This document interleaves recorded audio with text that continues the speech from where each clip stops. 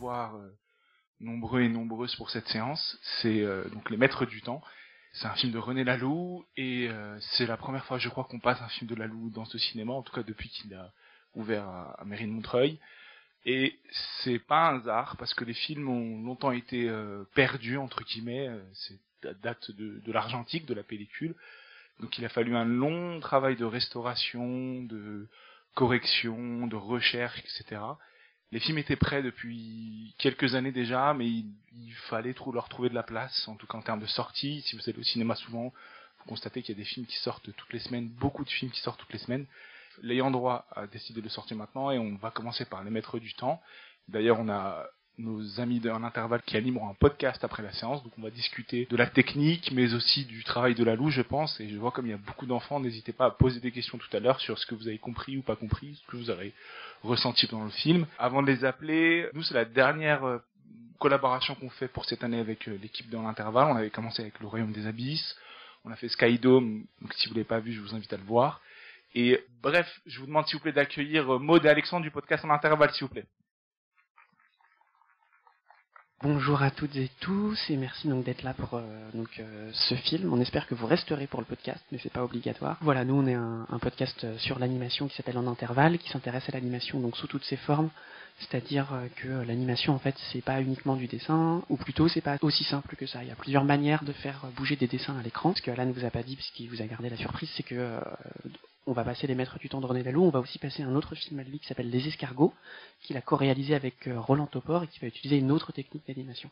Donc on aura l'occasion de discuter et de comparer les différentes façons de dessiner et de faire bouger des dessins. Là vous allez voir un film en celluloïd, donc c'est du papier transparent, enfin des feuilles transparentes sur lesquelles on va peindre et qui vont permettre d'avoir plusieurs plans, à l'opposition au papier découpé qui précisément est du papier qui va être opaque et qu'on va faire bouger un petit peu plus comme certains films de Michel Oslo par exemple. Voilà, René Laloux c'est un cinéaste qui a fait que 3 longs métrages mais qui sont tous très intéressants.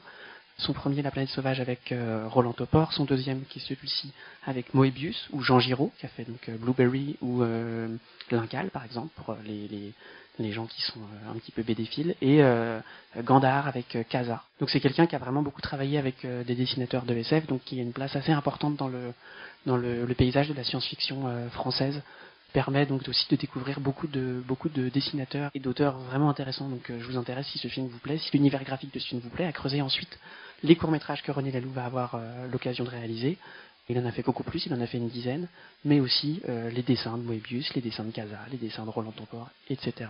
Je vais peut-être laisser aussi Alexandre parler, qui en connaît beaucoup plus que moi en fait sur René Laloux. Peut-être juste évoquer que Laloux lui-même se considérait un peu comme un autodidacte, en tout cas au début de sa carrière. C'est pas quelqu'un qui était formé au cinéma d'animation, c'est quelqu'un qui a commencé en fait à travailler dans une clinique psychiatrique en particulier à Courcheverny, qui travaillait donc avec les malades mentaux en respectant leur graphisme, en respectant leurs idées, etc. Et c'est à partir de ces premiers succès-là, de ces premières expérimentations que vont naître ces envies de à la fois faire des films comme Les Escargots, lorsqu'il va rencontrer Roland Topor, qui avait beaucoup apprécié certains de ses films qu'il avait fait à Courcheverny, et donc ensuite de rencontrer d'autres personnes avec des dessins particuliers. C'est vraiment, je pense, le dessin des personnes avec qui il travaille, de ses designers, de ses créateurs de créatures, enfin, on va voir tout ça qui prime dans son travail. Mais on reviendra plus en détail sur tout ça après, je pense. Bonne séance. Là, au générique, déjà, vous avez dû voir qu'il y avait quand même pas mal de noms qui n'avaient pas une grosse consonance française, pour la simple et bonne raison que c'est donc un film qui a été en premier lieu pré-produit en France. Donc ils ont commencé à créer des dessins, adapter le scénario du livre de Stéphane Vull, L'orphelin de Perdide. Et ensuite, l'équipe du film est partie produire le film pendant 2 ans en Hongrie, à Budapest, dans un studio, donc la Pannonia Animation Studio, si je ne m'abuse, qui a produit certains grands noms du film d'animation hongrois, comme Marcel Jankovic, qui est le réalisateur du Fils de la Jument Blanche, ou György Kovachnai aussi, qui avait réalisé Bubble Bass, mais qui principalement travaille sur des séries télévisées. Je sais qu'ils ont par exemple fait un téléfilm Félix le Chat, si je me rappelle bien, qui peut créer un résultat, je pense, on peut le dire, un peu inégal par moment. De l'avis même de Marcel Jankovic, il trouvait que les équipes de la Pannonia étaient pas toutes très habiles pour animer les visages. Et autant il peut y avoir des passages assez, je trouve, brillants en termes de mouvement. Moi, ce qui me fascine toujours et encore, c'est l'animation des deux petits gnomes, qui sautent comme ça d'une phase à une autre. Ils ont des déplacements, des métamorphoses aussi lorsqu'ils se mettent à changer, à sortir des marionnettes de leurs mains. C'est assez époustouflant. Moi, ça me fascine un peu. Et il y a d'autres moments où les visages des personnages qui sont en train de causer, où ça devrait être assez limité comme animation, ça devrait pas demander beaucoup de travail. C'est un peu plus approximatif. Non, moi je pense que ce qui est intéressant avec ce que tu dis Alexandre, c'est qu'on peut du coup embrayer sur les différentes techniques de production qui ont mené à la production de son film. En plus, ce qui tombe bien, c'est que vous avez vu les escargots juste avant, qui est donc du papier découpé, donc on peut comparer un petit peu. Le celluloïd, vu que c'est transparent, donc les arrière-plans c'est du papier normal en principe, enfin ça peut être parfois transparent et on peut faire plein de choses, mais on va être sur les arrière-plans, on va être plus sur de la peinture, et sur les personnages, ils vont être sur fond transparent, et donc on va pouvoir par exemple animer uniquement les personnages, mais ne pas leur faire de bouche, et comme ça après on va coller juste les bouches, et on va animer comme ça des mouvements de lèvres. Il me semble que Lalou, il n'est pas très amateur de cette technique du celluloïd, il est plutôt fan du papier découpé, ce qui est intéressant parce que tu parlais au début du fait qu'il travaillait avec des personnes institutionnalisées en hôpital psychiatrique, et que lui, c'était important pour lui de respecter aussi leur dessin, leur univers graphique. Donc on voit très bien pourquoi le papier découpé à ce moment-là, c'est très intéressant pour lui. C'est-à-dire que les escargots, vous avez vu, il y a tous les coups de crayon qui sont conservés, il y a une sorte de matérialité du dessin qui est très importante, mais qui vient au prix d'une certaine rigidité. C'est-à-dire que les personnages vont être animés avec des sortes de comme des pantins, c'est-à-dire que ils vont avoir comme des épingles à nourrice qui vont leur permettre d'être des axes comme ça. Ils peuvent faire un mouvement vertical du bras, un mouvement vertical de la jambe, mais en termes de transformation et de mouvement, c'est plus difficile. Il faut aussi savoir que le celluloïd, c'est une technique qui est beaucoup plus industrielle, parce que finalement, il y a plein de choses qui peuvent être faites avec le papier découpé, mais le celluloïd, c'est standardisé, c'est industriel. En gros, pour vous expliquer rapidement, un celluloïd, on fait un dessin, et il y a une machine après qui va plaquer les traits au crayon à papier de la feuille blanche sur une feuille transparente, et après on va pouvoir le colorier. Donc c'est vachement pratique, parce que ça permet d'aller très vite, ça permet de mécaniser la production, et ça permet de l'industrialiser. Donc ça lui fait perdre aussi, peut-être que certains puristes, et peut-être que Lalou pensait ça, une forme de cachet particulier. Ça va avoir tendance à lisser le dessin. Et ça va aussi lisser la couleur. C'est ce qu'il reprochait, ouais, c'est que, comme on le voit bien d'ailleurs à certains moments dans les escargots, c'est que le trait, le crayonné, le gribouillage un peu permet de modeler, permet de donner du volume, de donner de l'ombrage. Enfin, on a des impressions de relief comme ça. Tandis qu'avec les aplats de couleurs avec le celluloïd, c'est plus compliqué de faire ressortir ces choses-là. Et ça va être par le gain de mouvement que permet l'animation de celluloïd, qu'on va avoir l'impression que les personnages se déplacent dans la profondeur, qu'ils arrivent de très très loin et qu'ils se rapprochent comme ça. Enfin, encore une fois, les gnomes, c'est le meilleur exemple.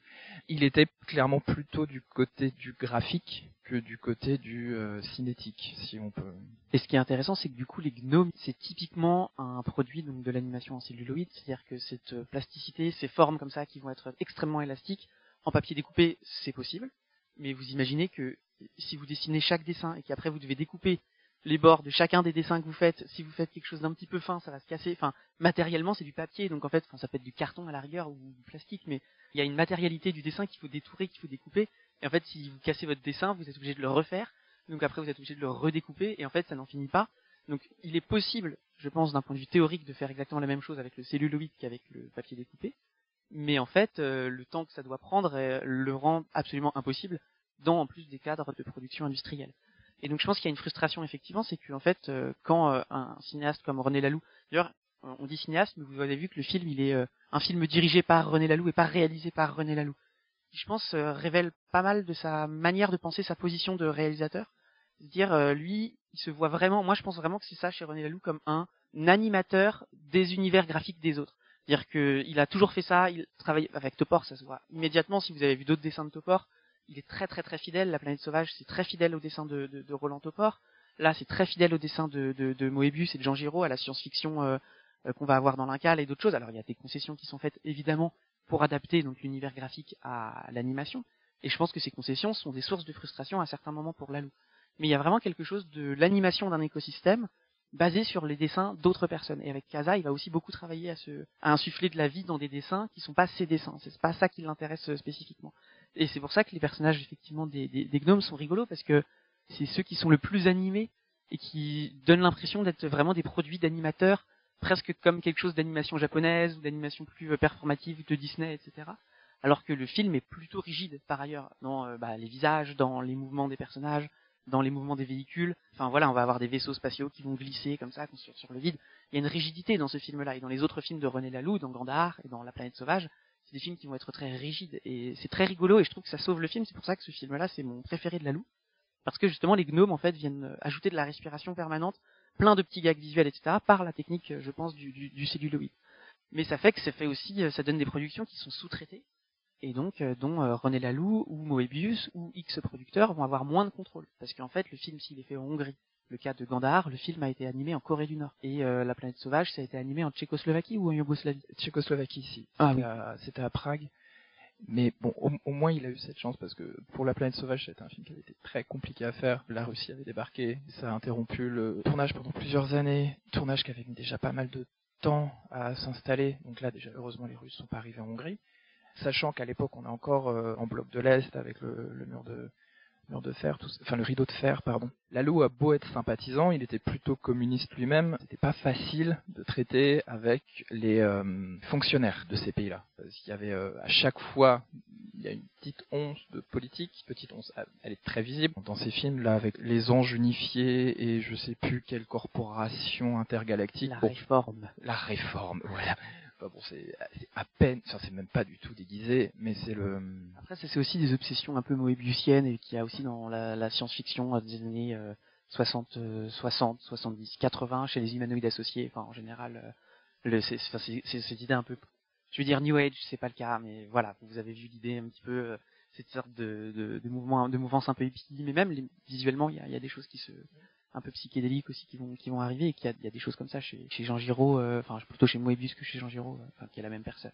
Chez Casa aussi, tu les retrouves, ouais, bien sûr. Oui, n'hésitez pas d'ailleurs à nous interrompre si quelque chose vous fait bondir, si on dit une bêtise ou pas. Ou si mais des remarques, ouais. Oui, juste une question toute bête. À l'époque, il n'y avait aucun studio d'animation en France, ou c'est parce que c'était une volonté d'aller voir ailleurs? C'était une volonté économique. Je sais que pour La Planète Sauvage, donc c'est sorti fin 60 71, non 60 Ils ont commencé fin 60 et voilà, ça a été tellement long qu'ils l'ont sorti début 70. Et ça, c'est 82. Ouais. Donc voilà, c'est son deuxième film. Quand il a sorti La Planète Sauvage, c'était le premier long métrage d'animation française sorti depuis La Bergère et le Ramoneur de Paul Grimaud. Je me mélange les pinceaux.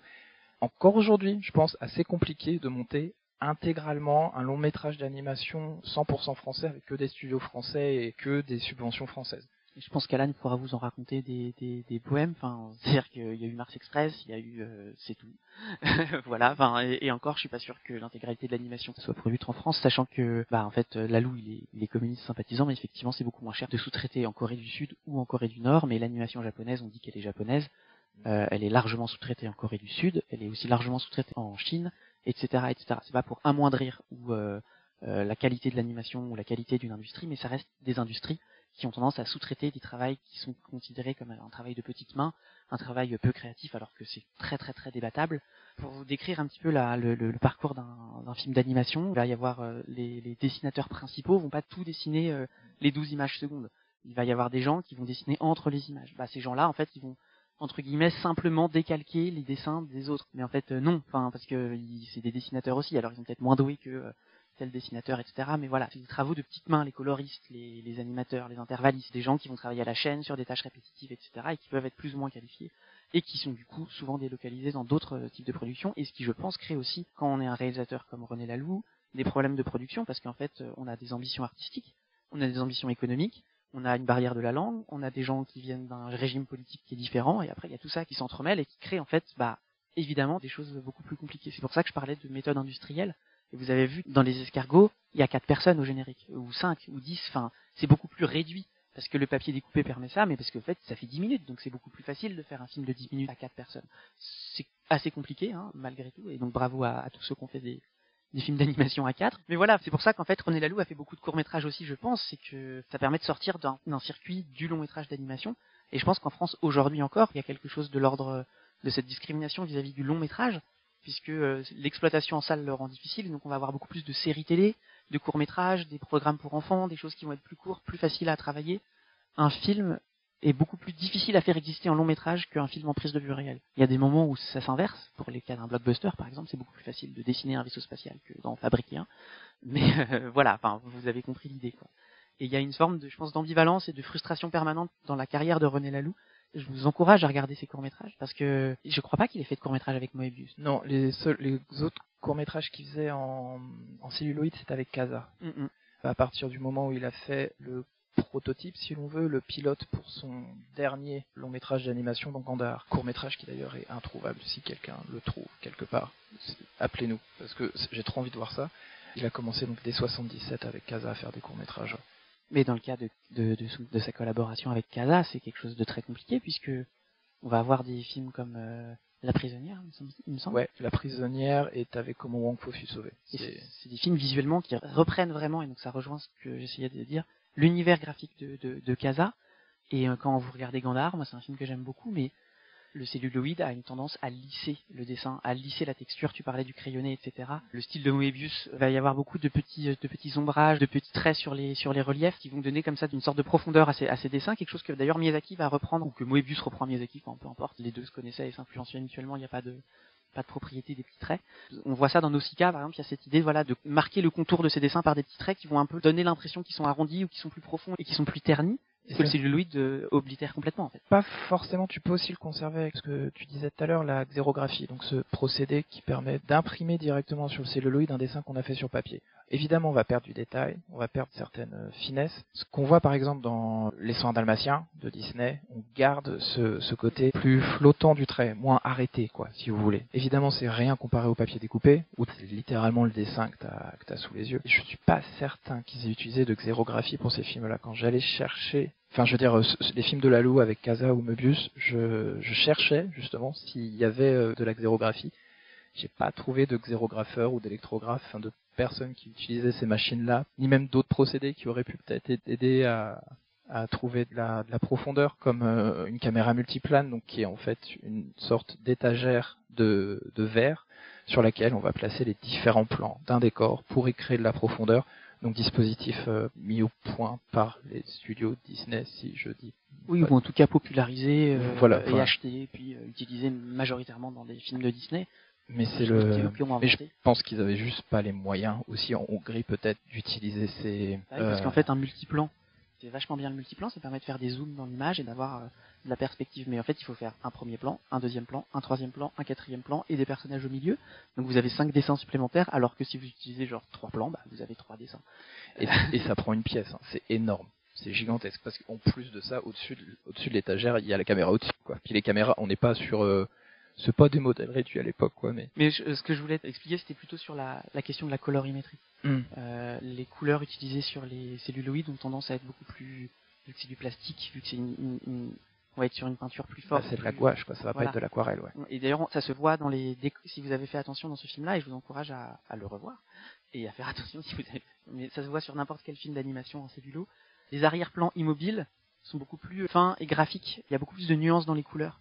Dans les arrière-plans qui n'ont pas vocation à bouger, par exemple là sur la planète Gamma 10, quand vous allez avoir les sortes de bonhommes anges, enfin les bonhommes avec des ailes qui se déplacent, tous ceux qui sont juste spectateurs vont être beaucoup plus nuancés, beaucoup plus ombragés, alors que ceux qui vont se déplacer vont être vraiment aplatis par leur couleur, parce qu'en fait il faut peindre sur une matière qui est une matière transparente, une matière qui est glissante. Je suppose que c'est possible d'atteindre des niveaux de détail dans le celluloïd qui sont assez importants et assez profonds, mais encore une fois en fait, tout est toujours possible en animation et dans le cinéma, enfin tout est possible, c'est juste que vous êtes prêt à mettre combien de temps pour rendre X technique possible. En fait, c'est toujours une question d'équilibre entre une possibilité technique et en fait des réalités économiques, parce qu'en fait si vous passez 8 ans et demi à faire un plan, vous n'allez pas vous en sortir. Bah, il s'appelle comment le réalisateur russe là? Yuri Norstein. Ça fait plus de 8 ans qu'il est sur. Ouais, voilà, Yuri Norstein. Mais tous les animateurs ont ça. Ils ont des films qui leur prennent des dizaines d'années ou des vingtaines d'années de leur vie, qu'ils meurent en finissant pas. Yuri Norstein, ça fait 8-10 ans qu'il travaille sur son film, peut-être même encore plus. C'est monstrueux pour son adaptation du nez, ouais. Voilà, pour un film de 20 minutes, hein. Enfin voilà, donc en fait c'est possible de passer des milliers d'années à perfectionner. Peut-être qu'on vous a un peu étouffé avec tout ce qu'on vient de dire. Merci de poser une question. Non, moi, une remarque et pas une question finalement, pardon. Moi je découvre le film là aujourd'hui. mais j'avais la cassette audio qui faisait bien 3/4 d'heure, 1 heure. Donc j'avais pas les mises images, mais j'avais tout le son. Et quand on a 6 ans, 7 ans, et qu'on a que le son d'un film comme ça, enfin il y a un gros pouvoir de suggestion quand même. Je me suis fait pas mal de films. Ah moi j'ai adoré. Et tout est revenu là. J'ai fait une séance de psychanalyse en 1h20. Ah, Moi, je retiens ce qui va être dit. Je trouve que le travail sonore sur le film, il est magnifique en suggestion de. Des fois, on a des images qui sont juste immobiles et juste le son nous fait comprendre, fait bouger presque l'image. Totalement d'accord avec ce que vous venez de dire. Par ailleurs, moi, je trouve le film magnifique en termes de couleurs, etc. C'est une très très belle restauration qui a été faite. Donc, je suis encore plus content de le voir au cinéma. J'ai une question, mais juste avant, je vais rebondir sur l'intervention précédente concernant le pourquoi René Laloux a dû s'exiler et c'est peut-être paradoxal parce qu'en France, on a un cinéma d'animation qui est assez vivace et on peut en être fier. Il faut savoir que le cinéma d'animation a été inventé par Émile Reynaud apparemment. Il est né à Montreuil, Cocorico. Et après, il y a eu un autre homme très important qui s'appelle Paul Grimaud qui, dans les années 30, aurait peut-être pu être un sérieux concurrent à Disney, mais les choses ont été celles qu'elles étaient. Malheureusement, Disney a pris l'ascendant et Paul Grimaud s'est enfermé dans une triste affaire. Il a tenté de faire son court-métrage La Ramoneur et la Bergère, puis ensuite il a eu des difficultés avec le producteur, il a dû racheter les droits de ce film des années plus tard, c'était horrible, pour enfin sortir Le Roi et l'Oiseau en 80, donc juste avant Les Maîtres du Temps. Et Laloux, c'est drôle, il est parti toujours plus à l'est, en République tchèque, enfin en Tchécoslovaquie, Hongrie, puis pour finir pour Corée du Nord. Donc il y a vraiment un sentiment de manquement, en tout cas dans le cinéma français par rapport à ça. C'est difficile à expliquer. Je pense que la raison principale, c'est les financiers de l'époque pensaient que le cinéma d'animation était dévolu aux enfants. C'est peut-être pour ça qu'il était moins financé. J'en suis quand même quasiment sûr. Il faut dire qu'on peut remercier Michel Oslo, Kirikou, le cinéma de l'animation français, l'avoir redonné une rentabilité.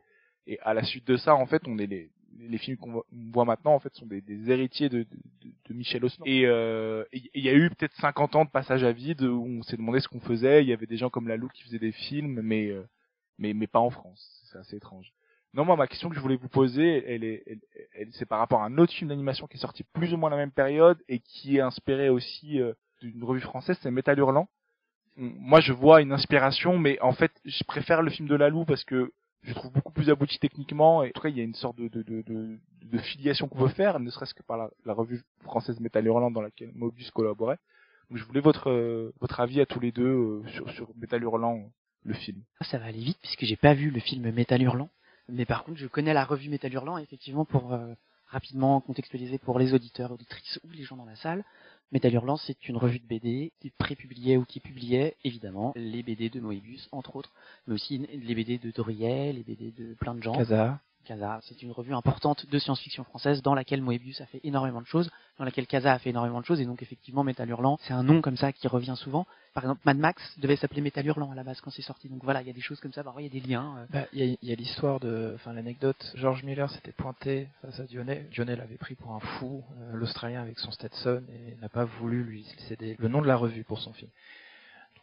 En revanche, le film américain, il y avait aussi une publication américaine, Heavy Metal, dans laquelle il y avait des traductions à la fois des BD françaises, mais il me semble qu'il y avait aussi des publications états-uniennes dedans. J'ai jamais eu entre les mains un numéro d'Heavy Metal, mais tu retrouves le ton, quoi. Enfin, t'es dans ce truc un peu punk, un peu rock'n'roll, space opéra, quoi. Et je pense que ça a été un film important quand même. Curieusement, et avec regret, je pense que c'est plus Heavy Metal qui est resté dans les mémoires. Enfin, ne serait-ce que voir le sketch, parce que c'est un film à sketch, un film avec différents courts-métrages. Le segment avec le taximan, et tu repenses 2 minutes au 5e élément, et bref, ça regorge de références qui ont été pas mal reconnues. Le 5e élément qui, par ailleurs, où Moebius est impliqué. Oui, en plus de concept art, etc. Donc, en fait, il y a plein de filiations. Mais ce qui est assez fantastique avec donc la BD, mais aussi l'animation, c'est que Moebius, il a fait des comics. Il a fait des versions du Surfeur d'argent.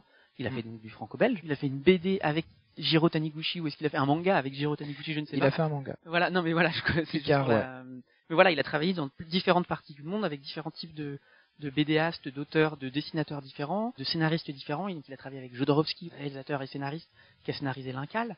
Et ce qui est assez fantastique avec l'animation et du coup la BD, c'est qu'il y a quelque chose de très transnational aussi. C'est-à-dire qu'il y a des choses qui se font en Hongrie, mais qui sont réalisées en France, mais qui sont influencées par les États-Unis. Mais le dessinateur, il a travaillé à cet endroit-là. Moi, j'aime beaucoup ça dans l'animation en général. L'animation japonaise le fait un petit peu moins, mais finalement le fait quand même beaucoup, parce que les animateurs travaillent énormément et bougent de studio en studio, d'endroit en endroit. Et je pense que c'est aussi quelque chose. On a beaucoup tapé sur l'industrie et le côté industriel d'aller sous-traiter de l'intervalle en Hongrie, mais il y a aussi Gandhar, et c'est co-réalisé par toute une équipe nord-coréenne, et c'est quand même important de le préciser et de pas minorer et de pas faire ah là là ces ouvriers exploités qui n'ont rien fait. Il y a quelque chose de très intéressant avec l'animation en fait qui est pas française. Enfin finalement René Laloux c'est de l'animation française, mais finalement est-ce que c'est si français que ça, parce qu'en fait ça va aller tellement large, ça influence les États-Unis, mais c'est influencé par les États-Unis, ça va au Japon, ça revient. Enfin voilà, moi c'est quelque chose qui me plaît beaucoup, que je trouve assez motivant et assez inspirant finalement cette manière dont les références passent d'un médium à l'autre, d'un auteur à l'autre, d'une BD en français à heavy metal en américain qui finit en Mad Max. Il y a plein de choses qui moi je trouve assez amusantes. Donc pour répondre à ta question, j'ai pas vu le film Métal Hurlant, mais en fait finalement l'esprit Métal Hurlant moi me plaît dans cette sorte de transnationalisme ambiant et qu'il y a beaucoup dans la BD de science-fiction. Et donc aujourd'hui Mars Express c'est très très inspiré de la science-fiction japonaise également, mais qui en fait revient de la science-fiction française. J'aime bien cette manière de ne pas faire de hiérarchie entre les différentes œuvres. Et pour finir sur mon tunnel qui là va nulle part, effectivement moi j'aime beaucoup le travail du son, et c'est marrant que vous en parliez parce que en intervalle le générique de fin dans l'intervalle notre podcast c'est la musique de fin des Maîtres du Temps, donc on est un peu ému. Ça devrait vous parler. de parler des Maîtres du Temps. Et nickel que tu rebondisses là-dessus, parce que je voulais justement reprendre les noms qu'on voit. Alors, dès ses premiers courts-métrages, Laloux, en fait, il avait des bons contacts au laboratoire de l'ORTF, enfin, qui avait notamment des laboratoires d'expérimentation sonore, là où c'est un peu inventé ce qu'on appelle maintenant, entre autres désignations, la musique concrète. Il y a des expérimentations sur du bruit, quitter un peu l'harmonie musicale pour chercher d'autres formes de tons, de timbres, de choses comme ça. Et c'est quelque chose qu'il a toujours conservé dans ses films pour les paysages sonores, comme ils sont appelés. Il a travaillé sur plusieurs films avec Alain Goraguer, qui est quand même en France, qui a bossé aussi avec Serge Gainsbourg, quoi, mais qui à côté faisait des projets plus synthétiques, enfin, sur de la musique analogique, de la musique à bande, quoi. Ses productions ne tenaient vraiment pas que de l'image, quoi. Il y avait aussi quand même une importance accordée à la composition sonore, musicale aussi, mais sonore. Peut-être presque même égale, parce que on va encore repartir sur des questions économiques, parce que c'est visiblement la seule chose dont je suis capable de parler, mais je veux dire, du son, techniquement ça coûte moins cher à fabriquer que de l'animation.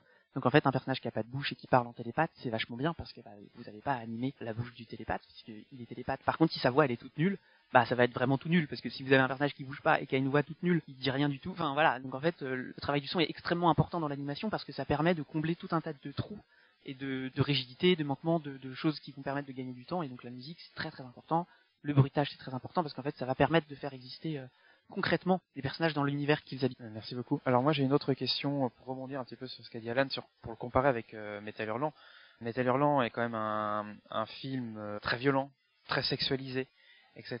On voit les influences. En fait, la question que ça me fait poser, c'est finalement Laloux à travers ses films, pour avoir vu les trois, mais il y a un moment maintenant, je me suis toujours posé la question de est-ce qu'il visait un public particulier? Parce que même avec ce film-là, on peut se poser la question, quel public est finalement visé? Est-ce qu'il vise un public d'enfants? Est-ce qu'il vise un public d'adultes? Est-ce qu'il vise les deux un petit peu en même temps? Comment ces films aussi ont été vendus à l'époque? À qui est-ce qu'ils ont été vendus? Il y a une différence entre pour qui est fait un film et pour qui il est vendu. Mais enfin voilà, c'est une vraie question que je me pose. Comment est-ce que Laloux pensait la question du public? À qui est-ce qu'il s'adressait quand il faisait ses films? Alors quand il faisait ses films, je sais pas trop, mais je sais en tout cas que d'après lui, il n'imaginait pas le problème qu'il pouvait y avoir à ce qu'un public d'enfants voit ses films. C'est relativement mignon. Il y a quand même 2-3 scènes avec de la nudité, 2-3 scènes avec où on voit du sang, enfin des choses un peu violentes, assez violentes quand même. Enfin un accident de voiture, des insectes qui essayent de manger le cerveau d'un enfant, enfin des choses très ragoûtantes. Il avait dans l'idée que l'imagination devait être primordiale pour le plaisir du spectateur de l'enfant. Évidemment, sa collaboration avec Topor, Möbius et Casa pour refaire la trilogie me paraît assez logique, étant donné qu'ils ont tous quelque chose de soit un peu surréaliste à la Topor, soit d'un peu psychédélique pour les humanoïdes associés. Alors, il a sorti quelques bouquins, dont un qui est un peu son histoire du cinéma d'animation, et c'est un peu son maître mot, quoi. Que l'enfant ait accès à quelque chose qui soit imaginaire. C'est éthique, selon lui, de pas non plus lui dissimuler certaines choses, bon, toute proportion gardée, sans basculer dans quelque chose de forcément gore ou trop érotique. Il regrettait un manque d'imagination de la part du cinéma d'animation japonais. Ce que je comprends assez mal. D'après lui, le seul merveilleux accident qui soit advenu au cinéma d'animation japonais, c'est Totoro. que vous avez peut-être vu juste avant, du coup. J'y pensais tout à l'heure et je me suis dit, il faudrait le placer celui-là pendant l'intervention. Apparemment, il retient essentiellement Totoro. Je pense qu'il y aurait d'autres choses quand même, surtout au niveau de la science-fiction, qu'il a l'air d'affectionner tant justement aussi pour ses vertus à proposer des nouvelles formes de biologie, de voyage, d'état. On n'est pas sur de la SF très vraisemblable avec des concepts, tout. Bon, oui, il y a un peu de relativité temporelle, quoi, mais ça s'arrête là, quoi. C'est un gimmick. Je pense qu'il était assez familial dans son idée, d'autant que là, le film est en plus coproduit par TF1. Je vois mal TF1. TF1, il a produit des trucs pas trop pour enfants. Gandahar est son film le plus pour adultes de ce que j'ai l'impression d'avoir, qui moi me plaît dans ces 2 premiers longs métrages, donc La Planète Sauvage et donc ce film-là. Je crois que je l'ai déjà rapidement mentionné, mais c'est cette idée de faire vivre un écosystème, d'avoir plein de petites créatures, des plantes qui font faim, des lianes qui vont manger des bonhommes, les bonhommes ont une bouche particulière qui leur permet de manger ces fruits-là, des frelons qui vont sucer le cerveau. Alors là, la partie sucer le cerveau, elle est violente, mais finalement elle est intégrée dans quelque chose qui est beaucoup plus large. Et La Planète Sauvage, en fait, c'est un bestiaire, le film. Enfin, si vous l'avez vu, c'est super. Si vous l'avez pas vu, vous aurez l'occasion de le voir bientôt, c'est chouette. Mais il y a énormément de moments d'énumération de cette plante, elle a 3 niveaux de bestiaire, ouais. Voilà, il y a vraiment comme ça quelque chose de presque scientifique ou de très méticuleux dans la manière de décrire le fonctionnement des organismes, et je pense que ça c'est tout public. Est-ce que ces histoires, est-ce que ces univers graphiques, est-ce que les gens avec qui il travaille ils sont tout public? Je suis pas sûr, j'en sais rien.